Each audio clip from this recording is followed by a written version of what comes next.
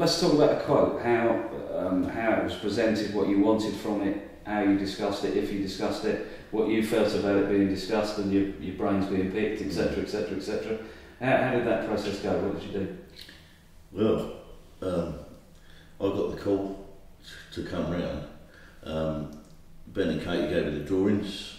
There's architectural notes on the drawings. So the idea really is to come around and have a sort of get to know the geography of the house. Take the drawing home, go through all the notes. If there's something you're not sure about, phone the client up so you can make a second visit or a third visit or fourth visit, just to make sure you know in your head. So the client's got to be, I think a good builder, to be honest, will prefer to come 2 or 3 times just to have a look. You can't do it in the first time. But you get a feel of the place, and when you're doing your quote, or when I do my quote, I list everything that the architects, they're bullet points really, so that the client knows absolutely everything. It takes me ages to do it, but then they know what's expected of me, and I know what's expected of them. So they know exactly what they're going to get for the money they're going to pay. Exactly. So there's no, and really important point. So you weren't in any doubt that this was covered, that was covered, because sometimes we talk about a lot about implied works. You've mentioned there. We had one case, and I keep saying it in presentations, that on the architect drawings it showed that floor joists were set at 400mm centres, but nowhere on the drawing did it say there were supposed to be floorboards on top of them. And the guy tried to charge the client extra for the floorboards because they weren't specified. That's called implied work. So it is implied that if you're putting joists down, you're going to put a bloody floor on top of them. So you itemise all of that, and so that they know exactly what they're going to get for in fact, in this job there was specific. Dell put in things that weren't included, so it was very clear. Right. So, fitting of the underfloor heating at the time wasn't going to be included, and in the original quote it says not included. Right. So, and when we weren't going to do the bathroom, it said not as per drawing. But you covered everything, and then the only added extras were when we added stuff. So it was very clear. So you actually finished the contract pretty much on the budget that you'd set out at the start, apart from the stuff that you'd added. Absolutely. That happens only in the cases where good builders are involved, not And you've set out. It was very clear what we were expecting for what price. Largely because of this and the way that we did the quoting. And then we were very clear that the extra money was for because there were unforeseen extras and all the extras that we asked for, and there were quite a few. It's just another example of good builders not being frightened of the questions that a customer should ask them always.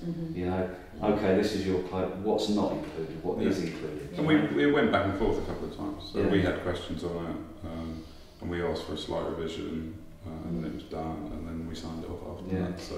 And I think it's important to say as well, you mustn't be scared that if your builder gives you a handwritten quote, that's absolutely fine. It's what that quote says. Your builder doesn't need to be a technical whiz on a computer, because that's not what they do all day. But they it needs to be well written out, handwritten in pencil, whatever. But as long as it it says what you need it to say and it's comprehensive. It doesn't have to be some flashy document with lots of pictures and things. It's it needs to just. In fact, if it is that, I'd be scared. Well, exactly. Unless it's unless you're using a huge building firm, where they have the technology to do this type of thing. It's you don't not to be scared of not getting that. And that's one thing that we've learned from suppliers as well along the way.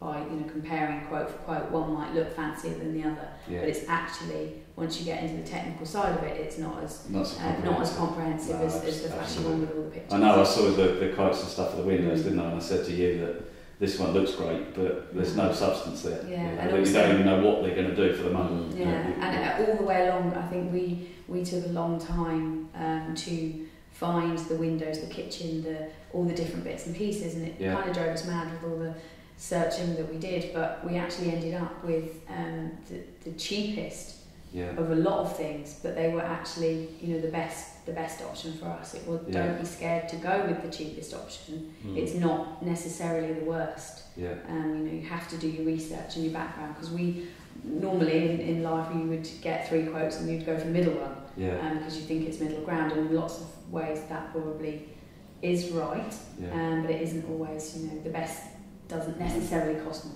Sometimes the cheaper quote or the more expensive quote can be simply because the guy has done it before and knows exactly what's going to happen. Therefore, the quote is really representative. So you're not just adding £10,000. Absolutely. Not sure They might be really, really busy, so they've added 10 grand, and if they get it as a bonus, you know, that happens. Of course, it does. But so it's not just you can't just go on the price. You need to do the discussions. You need to do the chatting. You need to look at what the builder's done before, and you can ask the client. You know, the people that have recommended Dell. You know, how much did your job cost? It's quite similar to mine, and it gives you like some idea of what's going on. And if everybody's transparent about it, the job, we've proved it here. If everybody is honest, acts with integrity, and is transparent about what they're doing, the hit squad, it's fantastic. It works.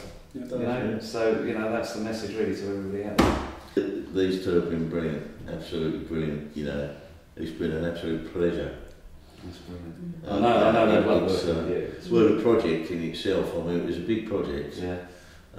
Lots of unforeseen things, but you take that in your stride, pretty much. But no, it's been really good. But it's down to communication again, and that says it in here, doesn't it? So, but yeah, it's been a great job.